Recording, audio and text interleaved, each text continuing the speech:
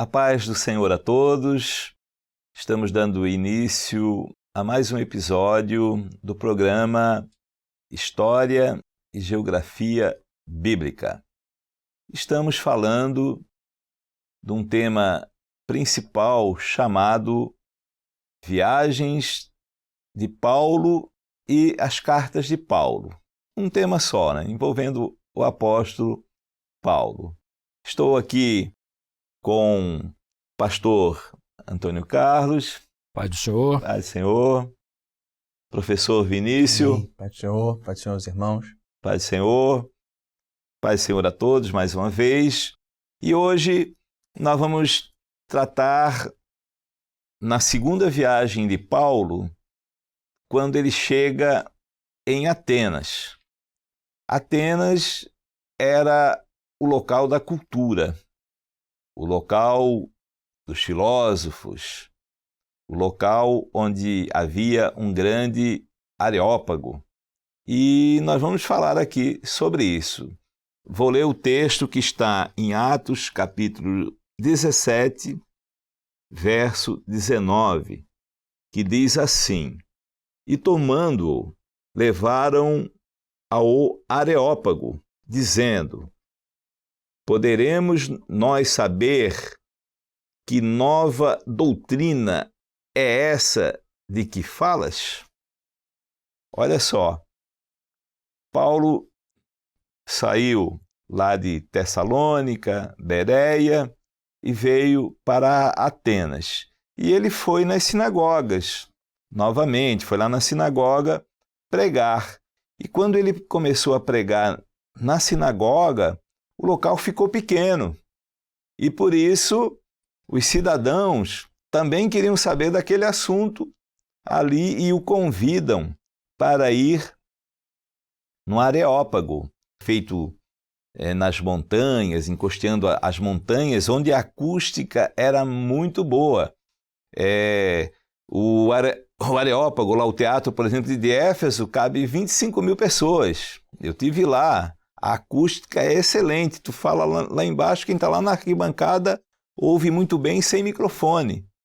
E eu não fui em Atenas ainda, mas o Areópago de Atenas é o mais famoso. Por isso, eles convidaram Paulo para ir fazer a sua pregação no Areópago de Atenas. Professor Vinícius, Amém. para a sua introdução aí do nosso Amém. tema de hoje. Vamos recapitular, entre aspas, vamos colocar assim, porque nós estamos vindo de uma região que era Tessalônica e Bereia. E agora estamos entrando numa outra região que é Atenas. Essas cidades, elas pertenciam a um grande império, conhecido como Império Greco-Macedônico. Mas, após a ascensão e o domínio do Império Romano, que era o que reinava naquela época, nós comentamos até anteriormente que, pela sua boa administração, o Império Romano dividia os seus territórios em províncias. E, em cada província, instituía um governante. Então, o título desse governante era procônsul. Então, por isso, nós vamos encontrar na Bíblia essas referências, desses governantes das áreas. O que anteriormente pertencia ao Império Greco-Macedônico, então o Império Romano divide em 4 grandes províncias. Dentre essas 4, 2 de bastante importância. Uma era a Macedônia, ao norte, e a outra era a Caia, no sul. Então, na Macedônia, nós temos 2 cidades que mencionamos no episódio anterior, Tessalônica e Bereia. Então, os servos do Senhor Paulo ali, a comitiva que o acompanhava, estava nessa província ao norte, que pertencia ao que conhecemos como Grécia. E já ao sul, nós temos outras cidades, uma delas é alvo do nosso comentário hoje, que é Atenas. já passando o mar e chegando novamente numa região territorial, como uma ilha, aí estava ali uma próxima cidade que também mencionaremos em outro episódio, que é Corinto. Então, apenas para situarmos, porque o mapa, né, fica disposto na tela, ressaltando esses dois locais por onde nós estamos mencionando as experiências vividas, né, por Paulo durante essa segunda viagem missionária. Então, agora a chegada somente de Paulo, porque lembrando, Silas e Timóteo ficaram em Bereia e Paulo foi por mar, ele vai até Atenas. Então, vou passar a palavra aqui para o pastor Antônio Carlos, que vai seguir com o assunto. Irmãos, a paz do Senhor, mais uma vez, estamos descrevendo aqui a saída de Paulo de Bereia. Lembrando que no episódio passado falamos que, descrito na palavra, que os judeus de Tessalônica foram até Bereia, incitaram as multidões e o tumulto foi levantado e ficou inviável Paulo continuar, a ponto dos irmãos tirá-lo e de noite levá-lo até o mar. Então a viagem foi marítima. Tinha passagem por terra também para Atenas, mas a Bíblia descreve que essa viagem foi marítima e alguns irmãos de Bereia acompanharam Paulo nesta viagem. E Timóteo e Silas, que já repetitivamente, que não eram alvo dos judeus, permaneceram certamente pregando a palavra. E Paulo chega a Atenas. Iniciou, como sempre, pregando na sinagoga dos judeus. E também comentado aqui sobre o Areópago, que era um lugar que servia de tribunal, mas também servia para reuniões, para fazer esclarecimentos e para demonstrar conhecimento. Ou seja, era um centro de discussão de conhecimentos. Certamente, os filósofos, a palavra até cita, né, que os filósofos epicureus e estoicos, que daqui um pouquinho o professor Vinícius vai fazer uma referência, explicar perfeitamente quem são esses filósofos, eles estavam lá, discutindo os assuntos e levaram Paulo ao Areópago. A palavra diz que os cidadãos de Atenas se ocupavam de ouvir novidades. Alguém tinha alguma coisa para dizer, levava para o Areópago. Adoravam discutir os assuntos. E os filósofos estavam lá. Todos sabem aqui que os filósofos, dentre tantas letras, tantas coisas que eles falam, ele tem por especialidade querer dar explicação da vida presente e da vida no porvir. O Areópago foi destruído mais adiante, muitos anos depois, mas se estivesse construído até hoje, os filósofos estavam lá discutindo até hoje sem achar a resposta para a eternidade. Mas quando Paulo chega com a resposta à eternidade. Porque a palavra do Senhor, que vem inspirada pelo Espírito Santo, é a única que conduz o homem à eternidade. E Paulo, lá no Areópago, ele começou dizendo que achava os atenienses muito supersticiosos, porque eles tinham vários deuses, vários altares espalhados pela cidade. E Paulo, a palavra diz que o seu interior se comovia por ver tanta idolatria naquela cidade. E ele começou dizendo que o Deus que criou todas as coisas, ele não é servido por mãos humanas, ninguém pode fazer com suas mãos um Deus. E disse mais, que exatamente em Deus nós existimos e vivemos. É Ele que nos dá o sopro Ele que nos dá respiração, Ele que nos dá tudo. E disse que, passando pela cidade, ele viu um altar diferente, um altar ao Deus desconhecido. E ele disse que esse Deus desconhecido, ou seja, esse Deus que eles não conhecem, é o Deus que ele estava anunciando a eles. E a partir dessa palavra, ele anunciou o nome do Senhor Jesus. E alguns creram. Mas, ao Deus desconhecido, tudo que acontecia, tinha Deus da chuva, tinha Deus do sol, tinha Deus para tudo.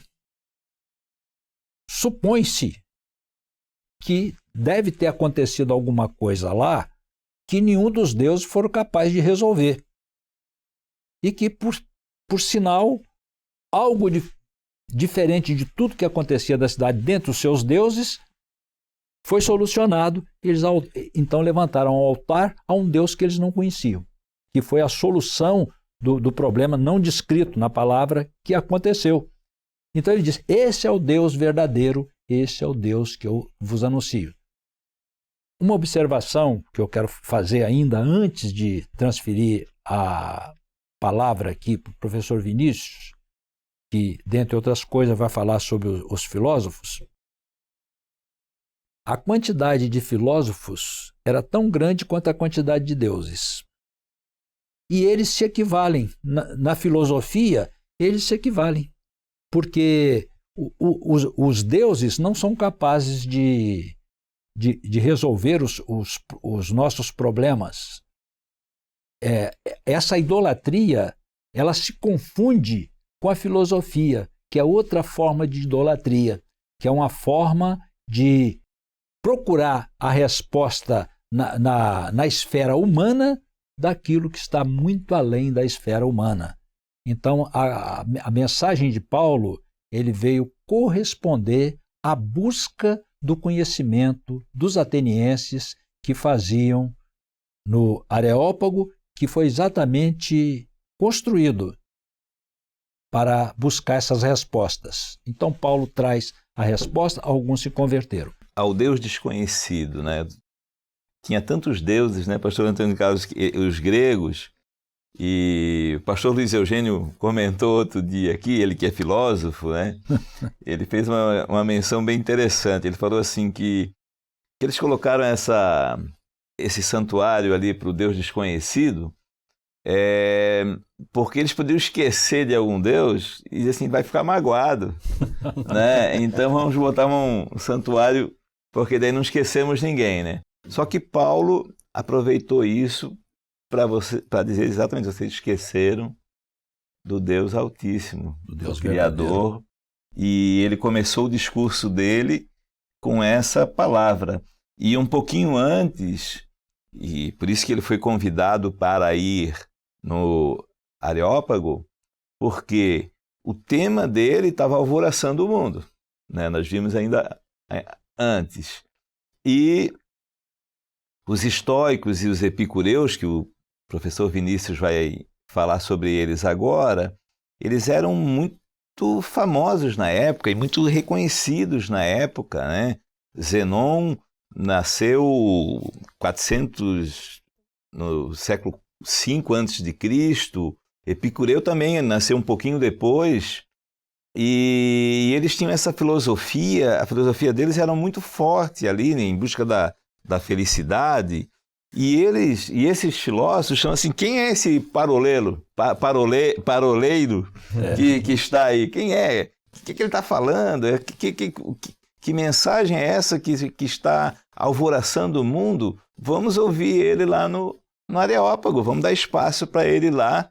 Então o professor Vinícius vai falar sobre isso. Bom, lembrando que quando chama alguém de paroleiro, é alguém que tem conversa fiada, né? No nosso popular hoje, tagarela. Alguém que está falando, um tagarela falando. Mas nós precisamos entender de que eles até aquele momento não tinham compreendido que a mensagem trazida por Paulo era uma mensagem de eternidade. E era isso que faltava no coração daqueles homens. Eternidade. Paulo, então, passa por alguns locais, não é? A sinagoga, a ágora, né, que era o local, né, de encontro e também No mercado, mercado, né? Por isso nós vamos encontrar a referência à praça, se eu não me engano, biblicamente.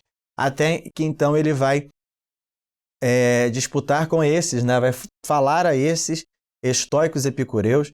E é importante nós sabermos que em que momento essas correntes filosóficas elas começam a surgir. Isso é bastante importante. Porque nós víamos a mensagem do Messias sendo pregada no Velho Testamento. Até que, pela desobediência do povo levantado por Deus, Deus deixou de se revelar e falar através dos profetas. Então, os profetas do Antigo Testamento não estavam mais profetizando. Então, a mensagem de Deus deixou de ser entregue. Nesse momento, que nós conhecemos como o silêncio profético, em torno de 400 anos antes de Cristo, que é exatamente o intervalo do Velho Testamento para o Novo Testamento. Então, quem volta para pôr fim ali, para encerrar a carreira do Velho Testamento, é o profeta João Batista, que vai anunciar, então, Jesus, o Messias. Então, nós temos aqui esses 400 anos em que o homem começa a dizer, não é, para o próximo, né, para as pessoas, o que era o motivo da vida, da existência, o que era a felicidade, né, até mesmo algumas percepções sobre como as coisas foram formadas. Então, nós temos essa colocação para fazer em relação ao momento em que os filósofos, né, começam a ter uma expoência maior. Agora, nós estamos aqui mencionando duas correntes. Até então, havia uma preocupação filosófica em falar sobre o sobrenatural, o que, aliás, em filosofia é conhecido como metafísica. Quer dizer, além da física, né? do physis, do palpável, da matéria. Então, nós temos aqui alguns progressos, né, intelectuais que vão sendo feitos com essas escolas, até que o homem começa a olhar para si e, então, desenvolvem uma filosofia conhecida como antropocêntrica. Ou seja, o homem ele se torna o centro da filosofia. Então, ao invés de falar sobre as criações, as coisas do mundo, então o homem passa a ser o objeto, dessa filosofia. Qual é o seu melhor comportamento? Qual é a melhor forma de lidar com as coisas? Então, nós temos essas duas correntes filosóficas aqui que têm um assunto semelhante, a ética, que se tornou uma preocupação daquela época. E já que estamos falando de ética aqui, em meios diferentes, mas essas duas correntes diziam que o objetivo principal da vida é a felicidade. Me permite aqui, Vinícius, e justamente apareceu não só essas duas correntes, como outras filosofias. Exato. Lá, num período interbíblico, né? Exatamente. Que fala ali os 400 anos, que não tem nada registrado, né, que Deus falou à humanidade. Então, os filósofos entraram e falando da felicidade, né? Em busca da felicidade. Exatamente. E quando, na verdade, o próprio Senhor Jesus vai dizer o que é felicidade quando fala das bem-aventuranças, o que de fato é felicidade para a alma e não para simplesmente a vida terrena. Então nós temos a corrente dos estoicos, eles têm essa preocupação com a ética, o alcance da felicidade, mas o homem, através de um autoconhecimento, de uma autossuficiência, ele é capaz de raciocinar e entender qual era o melhor comportamento em cada situação. Então é importante nós dizermos isso porque hoje a filosofia estoicista ela ainda continua Aliás, ela tem sido muito retomada, né? Colocando o homem nesse papel da responsabilidade, né? É necessário ser responsável com as suas atitudes, porque aquilo que você faz pode afetar o outro, né? Então, se nós pararmos para analisar, o pensamento é até interessante, né? Mas, na verdade, eles criam que as coisas estavam postas no universo por um legislador universal, né? Por um legislador supremo, mas não identificam com o Deus Criador e o Deus Redentor da nossa alma. Isso é importantíssimo nós dizermos. A filosofia estoicista é altamente materialista. E já somos advertidos pela palavra, porque se pregamos o evangelho para essa vida, somos os mais miseráveis de todos os homens. Então, eles falavam de algo desta vida, de uma vida terrena, uma vida no mundo. Portanto, não tinham a grande resposta para o anseio da alma do homem, que é viver eternamente. Então, temos ali as referências. Zenão, de Sítio, né, que inicia, ele que foi até aluno de um filósofo ali, né, Dionísio, que foi muito conhecido, e o discípulo de Dionísio foi professor de Zenão, mas outros até levaram a filosofia estoicista além das épocas, até o Império Romano. Até mesmo um imperador que foi Marco Aurélio, imperador do Império Romano, ele era filósofo estoicista, né? Além de Sêneca, Epicteto também, são estoicistas e que vão dar um teor mais prático na vida cotidiana, qual é a melhor forma de se comportar. Então, ali nós temos um debate, não é que Paulo, ele no espírito, ele vai vencer esse debate. Nós vamos ver aqui. Além disso, uma outra corrente, que são os epicureus, que tem um grande ícone, que é, então, Epicuro, que vai falar, enquanto os estoicos eles estavam colocando uma relação de razão contra a emoção, né? Epicuro já vai colocar essas duas ênfases muito pareadas, porque o homem ele vai raciocinar, mas a felicidade dele está em se satisfazer, em alcançar o prazer nas coisas do dia a dia. E olha que interessante, ele dizia, então, nessa filosofia que vai se desenvolver, que é o epicurismo, que tudo o que causa dor, causa sofrimento, tem que ser abolido da vida. E o homem, o maior medo que ele tem é o medo da morte. Então, para ele dizer assim, então o homem não tem que se preocupar com o que vai acontecer depois da morte, porque isso vai lhe causar sofrimento, porque a alma vai se dividir em matéria, vai se dissolver. Ou seja, olha que é importante nós conhecermos isso, porque nós ouvimos alguns, né, que querem introduzir isso no meio de uma igreja. E aqui nós temos que fazer uma diferença, né? Para dizer o seguinte, a nossa alma tem um destino. Não é isso? Então, a nossa alma tem a eternidade com o Senhor que remiu a nossa vida. Então, Paulo, que também era um homem culto, conhecedor, né, das convicções daquelas correntes filosóficas, ele fez questão de dizer, a partir do verso 24, né, o Deus que fez o mundo, ou seja, a origem da obra criadora vem de Deus.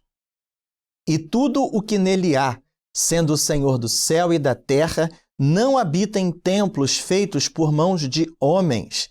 Então, Paulo ele dá uma resposta dizendo qual é o sentido da vida. E o que nós vamos ver aqui no verso 28. Porque nele vivemos, nos movemos e existimos, como também alguns dos vossos poetas disseram, né? Pois somos também sua geração. Então, Paulo sabia, olha só, vocês estão procurando uma forma, né? Uma essência para viver. Nós vivemos, nós nos movemos, nós respiramos, porque o Senhor está conosco. E é a esse Deus que nós servimos. Nos criou, mas também preparou um destino para a nossa alma, e Glória a a Deus. eternidade. E assim, professor Vinícius, a filosofia, como tem sido falado, e temos até o programa Exato. Filosofia, Bíblia e a Filosofia, né, a gente tem ouvido muito um termo, né, que é boa, mas ela não transcende, né? Ela não leva ao céu.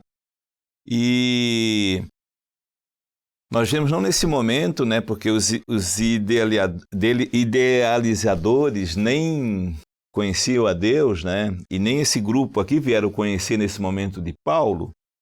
Eles não conheciam Deus, então não tinham nem como falar contra. Mas essas duas ideias, nós vemos que elas estão muito vivas até hoje. Até hoje. E eles tentam certo. anular Deus. Né? Os estoicos levando para a natureza. Né? E eles colocam alguns questionamentos. Né? Por que Deus se arrependeu, expulsou, um Deus bom expulsou do paraíso?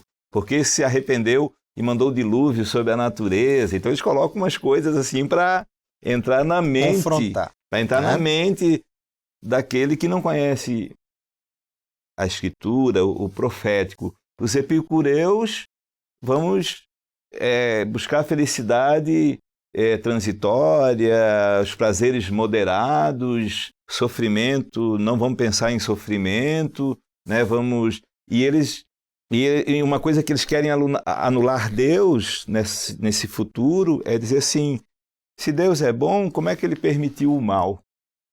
Então joga uma semente, né? essa seta para querer confundir e questionar o Senhor, né? Mas Paulo, ele foi ali com essas duas correntes, né, que buscavam a felicidade sem Deus.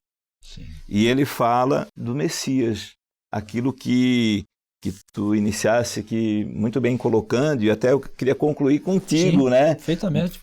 Deixando essa mensagem, né? Porque Paulo deu uma resposta aos epicureus muito clara. Se a vida é isso que vocês pensam, se essa filosofia, então comamos e bebamos, que amanhã morreremos. Né? Glória a Deus. Mas, fazendo mais um comentário, até, de certa maneira, até repetindo, depois dessa boa explicação, esse esclarecimento que foi trazido aqui sobre os filósofos, a filosofia, ela está no campo da razão e do campo humano. Por isso que não transcende. O apóstolo Paulo, Silas, Barnabé, os discípulos, Pedro e os demais discípulos, eles levavam uma palavra orientada por Deus. E observem como que o Espírito Santo agia. É a única palavra que leva à eternidade, é aquela que vem do Pai, que vem de cima. Quando Cornélio teve uma visão de anjos, quando ele desejou a vida eterna, o Senhor poderia até dar a conversão direta. Mas o Senhor disse assim, procure a Pedro, que está na casa de um tal Simão Curtidor, que ele te dirá as palavras com as quais se salve. Então observa que Deus, ele preparou os seus servos, os seus discípulos, para levar a palavra que vem dele, que revestida do Espírito Santo, conduz à vida eterna. E não tem outro meio, porque esses filósofos, eles eram muito capacitados, muito inteligentes, muito estudiosos, só que por maior que fosse a inteligência, por maior que fossem os seus estudos, esta palavra não sai do chão da terra. Repetindo, se o Areópago estivesse hoje, não somente os atenienses, porque tem outros areópagos pelo mundo, simbolizado por aqueles que estão discutindo a vida. Se tivesse de pé, eles estavam até hoje discutindo, falando das coisas, falando do conhecimento, sem alcançar a eternidade. Mas, importantíssimo, que Deus preparou todo o ambiente para que Paulo chegasse lá e apontasse o caminho da salvação. Amém. Quer falar? Não, dizer aqui o resultado, não é? Porque Paulo ali passou por um momento, não é? Digamos assim, que foi desafiador para ele, mas a obra foi feita. Nós temos um homem, Areopagita, que é Dionísio, que não é aquele, né? Isso, é Dionísio aqui. Agora é um servo, né? Isso, vai se converter, então, Dionísio e Dâmaris. E alguns homens ali também se converteram. Então, por mais que fosse difícil, não é, explicar, na verdade, houve uma operação do Espírito Santo, porque nós não dependemos da cultura, da sabedoria, nós dependemos unicamente do Espírito Santo, porque é Ele quem faz a boa obra. Eu penso, pastor Ian, que para entrar em Corinto, porque depois que Paulo pregou, se converteu Dionísio e Dâmaris e com eles várias outras pessoas, não é? Paulo caminhou para Corinto, que era muito próximo de Atenas, apesar de ser uma ilha, né? Exato. Mas era muito próximo de Atenas. E lembrando que Timóteo e Silas estavam já a caminho de Bereia, porque Paulo havia pedido na cidade anterior que eles viessem ao seu encontro. Então, eles ainda não tinham chegado, Paulo chega a Corinto e Silas e Timóteo, a pedido de Paulo, estavam caminhando para se encontrar com ele em Corinto. Então, ali vai desenvolver uma história, um episódio, alguns acontecimentos maravilhosos ali em Corinto, que eu creio que deve ficar para o próximo episódio. Já estamos avançados. Então, o próximo episódio nós vamos a Corinto e o retorno a Éfeso, ali, pegar um pouquinho de Éfeso ainda nessa segunda viagem de Paulo. Nós já estamos no final da segunda viagem, né? Resta Corinto, depois um pouquinho de tempo em Éfeso e eles voltam para casa. Isso nós vamos tratar no próximo episódio. Pai do Senhor, pastor Antônio Carlos. Pai do Senhor, pastor Ian. Pai do Senhor aos irmãos que acompanham. Pai do Senhor, professor Vinícius. Amém. Pai do Senhor, os irmãos. Pai do Senhor a todos.